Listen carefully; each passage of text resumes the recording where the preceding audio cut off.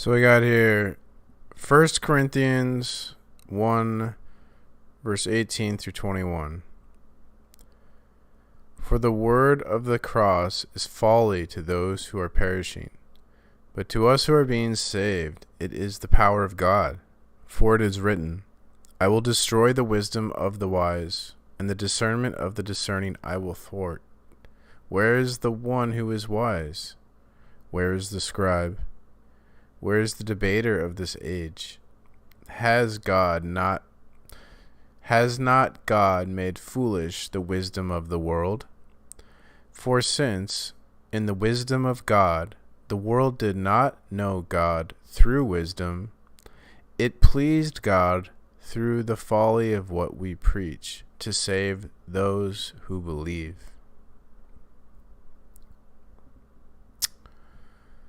What does 1 Corinthians verse 118 mean? Now Paul begins to expand on his statement from the end of verse 17, that Christ did not send him to focus on words of eloquent wisdom as he preached the gospel, lest the cross of Christ be emptied of its power. Paul divides the world into two groups of people, those who are perishing and those who are being saved.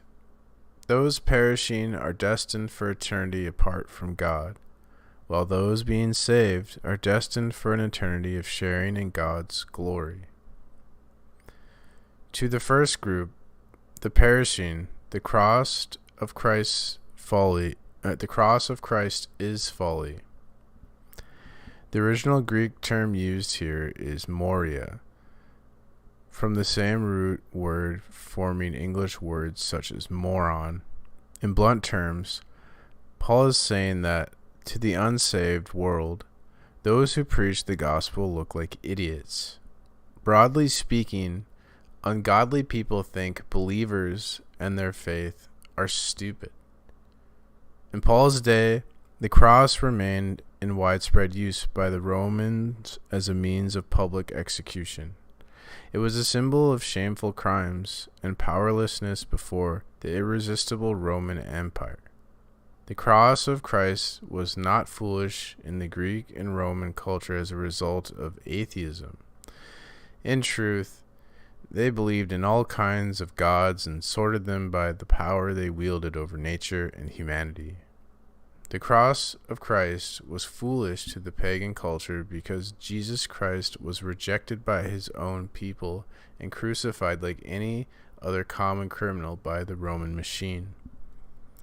From the Greek and Roman perspective, that was no kind of God to worship.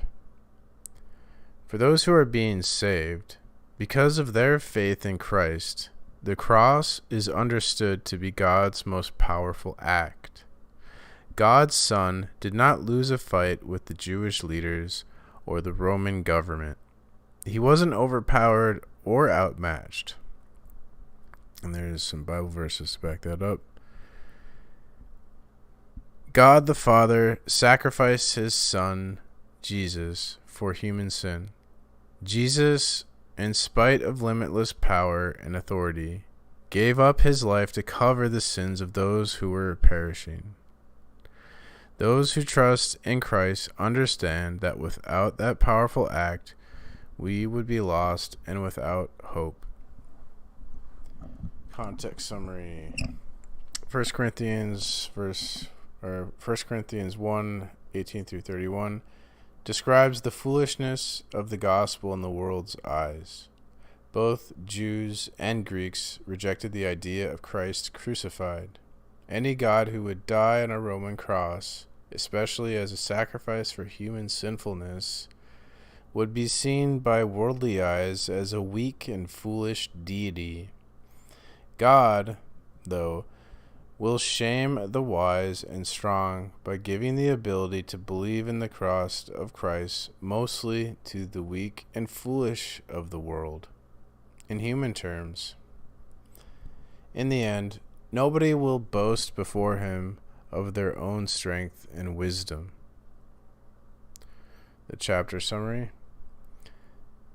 Paul's letter to the Christians in Corinth begins with thanks for the great and powerful gifts God has given to them by His grace and through their faith in Christ.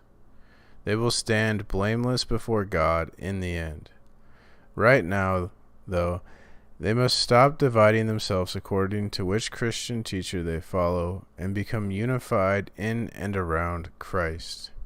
The gospel message of Christ's death on the cross is weak and foolish to the world, but God has given faith in Christ to those who believe it and find God's power and wisdom.